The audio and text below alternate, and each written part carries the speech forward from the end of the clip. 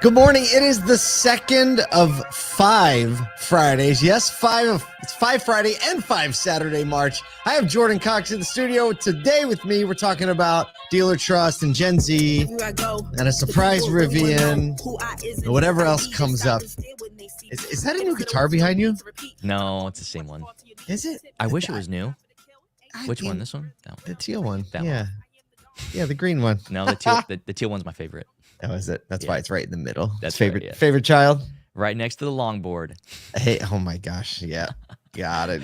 Oh, well, look, we are just, Kyle and I were on the ground at dealerships and industry partners over the last few days. Kyle's flight we were both supposed to get in like well after midnight last night. I got home and he was like, he texted me that they were moving him from one plane to another plane. So that's never good when that's happening like 2 hours after your flight was supposed to have arrived home. So, he's not quite in the saddle yet, Jordan, but Jordan's always bright-eyed, bushy-tailed, ready to go. Anything for Paul in the morning show, right? Yeah, that's what I always say. Right?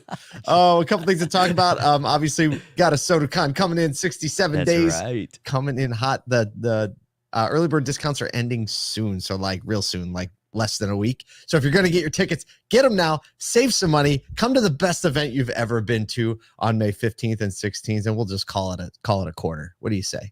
There you go.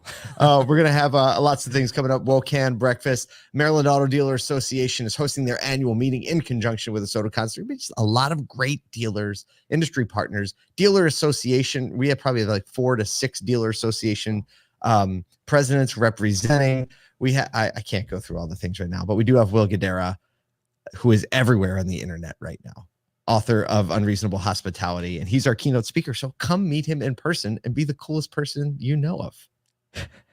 How's that? How's that for the value prop? There you go. We're going to be firing up the Effective podcast stage. It's just going to be a whole thing. And we do have a couple more announcements probably going to come at you next week. But we're running short on time today just because of all the flights and the shenanigans, because it's Friday. We have things to do. So let's get into some stories, and we'll just talk through these, try to bring you a little insight even. So the KPA Dealership Trust Survey sheds light on a significant trust gap in the automotive sector, with a majority of consumers skeptical about dealership honesty and pricing and practices. So this was actually a survey conducted by Harris Poll, surveyed 2,000 adults in January of 2024. This year, over 30% of respondents had a negative experience, while 75% had a negative perception. If that makes sense, it does. On the experience side, 34% say they felt pressured for add-ons. So we're talking F&I, and we have an F&I story next about millennials. 30% agreed on the price, only to find hidden fees in the paperwork. 28% felt the salesperson was trying to trick them, and 29% left and went to another dealership. On the perception side, 86% concerned about hidden fees. 76% don't trust dealerships to be honest with pricing. 84% say price transparency is lacking at most dealerships. 84% said that reviews they read are important, with 93% of Gen Z buyers saying they use reviews and that negative reviews significantly impact their experience and their perception of dealers. So, Jordan, I know we have a lot of good operators, but it sounds like we have some work to do. I would say so. Like, real quick on this, the one thing that comes to my mind is there's so many people that are looking to buy vehicles right now, and because we know that sentiment is so negative on that side of it, especially with automotive retail, that when there's a store that can perfect that and really get that referral process going, that's really where there's some money and some referral opportunities to be made. You know, the negative sentiment and the negative perception, this ties in with the CARS rule, and we know that the CARS rule is kind of on hold right now. So everyone's it's really dropped off the face of the earth when it comes to conversations. But the reality is the sentiment is still there. And I know there's big conversations, lots of ways to do business, some one price, some negotiation free. But the bottom line is this: know that part of the experience, customers are hyper sensitive to it. Add-ons at the end, feeling like they had one conversation on the floor and then another conversation in the F&I office. Yeah. And so just be very sensitive on that part. And speaking of people being sensitive in the F&I office, oh boy, segue. These two stories really do run together. This is another story from Automotive News today. Gen Z, so they're now ages 20 to 25. Yeah, Gen Zers are 25 years old. Isn't that crazy? Yeah. And they make up now 18% of the U.S. according to a Cox study that they presented at the 2024 NADA show.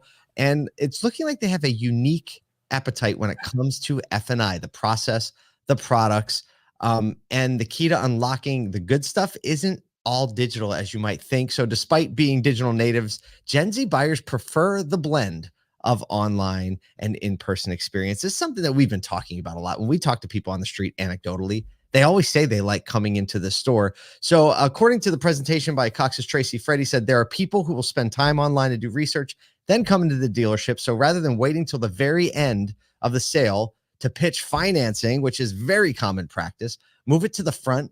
So you're talking about the deal holistically. We got some input from David Lawrence, Director of Finance and Development of LaFontaine Ford of Birch Run in Michigan, who was also, by the way, ranked #1 for millennial employees or by millennial employees in the best dealerships to work for. So they have a little street cred on this one. Basically, they said that the Gen Z doesn't just want to frivolously spend. They're much more cost conscious than their millennial counterparts.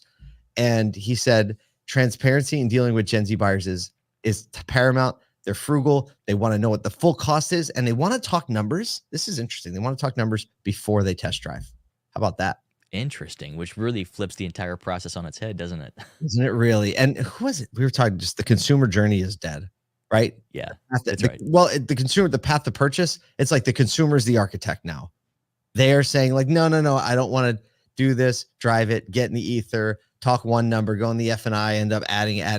They don't like the surprises. They like the planning. So, I think some dealers are more capable than others are making this pivot quickly, and then some it's going to be real hard. Yeah. Well, I forget who said it, but they said it best is we look at it as like a selling process for us, but really we need to have a better buying process for the customer. And when we can really let them buy the way that they want to buy, especially knowing this information for that next generation, that's going to make a huge difference process wise, which then turns into better closing rates and just better efficiency at the store as a whole.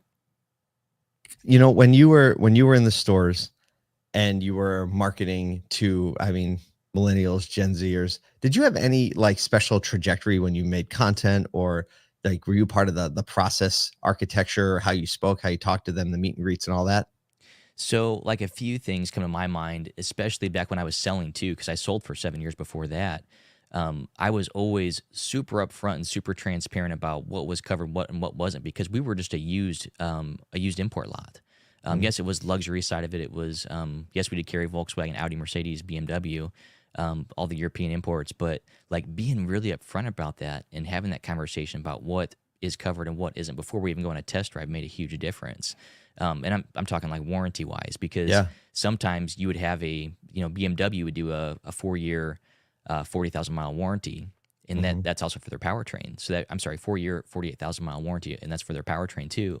So now all of a sudden you get a 50,000 mile vehicle. It's just out of lease, and you need an extended warranty on it for coverage. That was super important, especially for the right people. So that's why I always change verbiage in that process. Understood. So my son is a millennial. He's 17. That's And I always pay attention and observe what he does and how he buys things. And I will say Gen Z, not millennial, Gen Z. Gen Z. Oh, what did I say? Millennial? Thank you. Yeah. Gen Z. And I'll tell you what, like very, very thoughtful about how he purchases things. Yeah. How he researches things, how there is definitely a sensitivity to like surprise, which is there's just surprise built into the F&I process. Sure. Right. And there's like this build up and like, oh, well, like trying to build value and then show the price. It's tough because when you build value and then show the price, I think Gen Zers have a tendency to feel like they're being had. Yeah. And exactly. so they're being sold to instead of anything else. I know. That's all we have time for today. But I think the bottom line is pay attention to the human element, because how someone's perceiving something is their reality, whether or not it's been our process or not. So, hey, weekend's a great time to pay attention to these things, adjust where necessary, and sell some cars, everybody.